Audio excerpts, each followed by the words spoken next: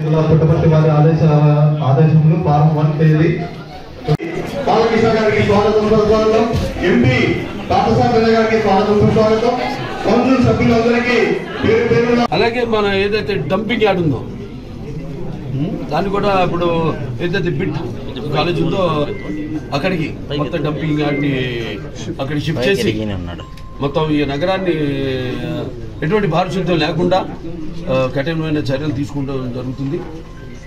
ఇంకా ముందు ముందు ఇంకా ప్రతి ఈ యొక్క హిందూపురం పట్టణాన్ని అతి తొందరగా తీర్చడానికి అయితేనేమి మిగతా అన్ని సౌకర్యాలు కలగజేయడానికి ఈ కాకుండా ఈ 92 120 కోట్లు కాకుండా ఇంకో 100 కోట్ల రూపాయల ప్రపోజల్స్ పంపించడం కూడా జరిగింది. అది కూడా శరవేగంగా మనకి ఆమోదం వస్తుందని తెలియజేయడానికి ఎంతో సంతోషిస్తున్నాను. మొన్ననే సీఎం గారిని ఇక్కడ హైదరాబాద్లో కలిసినప్పుడు కూడా వెంటనే ఈ పని మీద వెళ్తున్నాం. సో వెంటనే మీ యొక్క సహాయ సహకారాలు ఆయన ఎక్కువగా ఎప్పుడు హిందూపురం అంటే ఒక ప్రత్యేకమైన, ఎందుకంటే ఆయన కూడా చెప్పారు మొన్న, ముఖ్యంగా మా బాలయ్య కాదు అక్కడ అది పార్టీ వ్యవస్థాపకులు స్వర్గీయ శ్రీ నందమూరి తారక రామారావు గారు ఆయన ప్రాతినిధ్యం వహించిన కాన్స్టిట్యుయెన్సీ, అలాగే అది కాకుండా కూడా భౌగోళికంగా ఎంతో మంచి భవిష్యత్తు ఉన్న కాన్స్టిట్యుయెన్సీ మన హిందూపురం. పక్కనే ఎయిర్పోర్ట్ ఉండడం కానీ, లేకపోతే ఆనాడు నాన్నగారు ప్రారంభించిన పారిశ్రామిక వాడైతేనేమి, లేకపోతే తర్వాత చంద్రబాబు నాయుడు గారు ఏదైతే అనుసంధానం చేసి ఈ యొక్క HNSS నీళ్లు అందించడం అయితేనేమి అభినవ భగీరథుడు ఆయన, అలాగే కియా లాంటి పరిశ్రమలు రావడం అయితేనేమి, ఇప్పుడు ఇంకా ఎన్నో పరిశ్రమలు ముందుకు వస్తున్నాయి.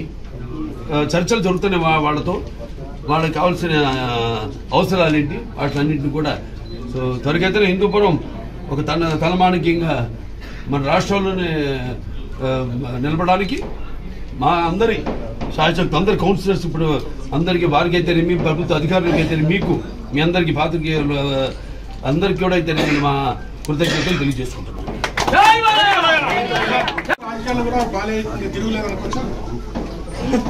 నిస్వార్థంగా ఎటువంటి స్వార్థం లేకుండా ఇప్పుడు మన యొక్క మన నియోజకవర్గం అభివృద్ధి కోసం ఎప్పుడు మేము పాటుపడేది కాబట్టి తప్పకుండా నా దృష్టితో ముఖ్యంగా నా హిందూపురాన్ని అభివృద్ధి చేయడం మీద పార్టీకి ఎప్పుడు ఎటువంటి సేవలో ఉన్నా అవసరం ఉన్నా నేను వాళ్ళకి అందుబాటులో ఉంటాను.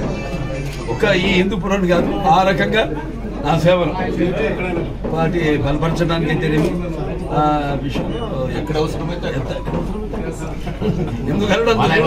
రాష్ట్రమంతా ఉంటాయి. ఎందుకంటే లేడని సందేహం వలతో ఎందుకు వెతికినా పద్మభూషణ్ బాలయ్య గారికి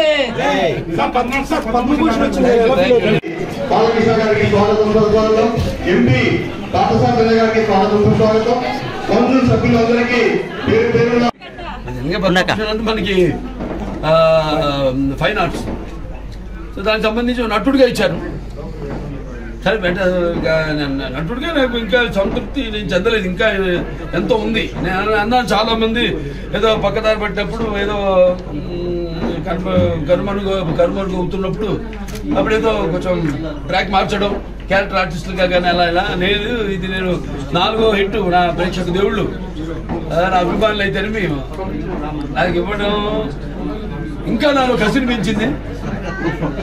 అంతే అంటున్నాను, అందుకే అన్నాను నా 2 innings ఇక్కడ మొదలైందని. థ్యాంక్స్. నేను నటించిన రకరకాల పాత్రలు అది మరి ప్రజలే దానికి ఆమోదం వేశారు.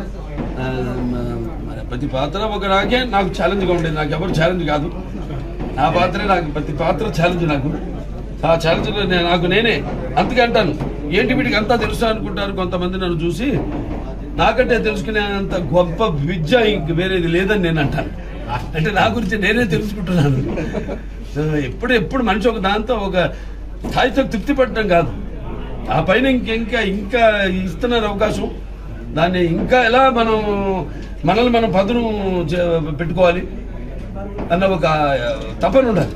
ఆ తపనే నన్ను నడిపిస్తుంది. అదే పుణ్య దంపతుల అమ్మగారు నాన్నగారు ఆశీస్సులు, ఆ కళమ్మ తల్లి ఆశీస్సులు, ప్రేక్షక దేవుల ప్రోత్సాహం. సార్ ఎన్టీఆర్ గారు ఉంది సార్, దాని మీద మీరు తప్పకుండా అండి, వస్తుంది కూడా త్వరలో. అదే అందరి కోరిక, మా అందరి కోరిక. అప్పటిదాకా అది వచ్చేదాకా కూడా నాకు ఈ పద్మభూషణలు ఇవన్నీ నేను అంటాను కదా ఎప్పుడప్పుడు, పదవులకు నేను అలంకారం కానీ పదవులు నాకు అలంకారం కాదండి. రామారావుకి భారతరత్న వచ్చే వరకు అది రావాలని వస్తుంది తప్పకుండా, అది అలాగే ఉంటుంది.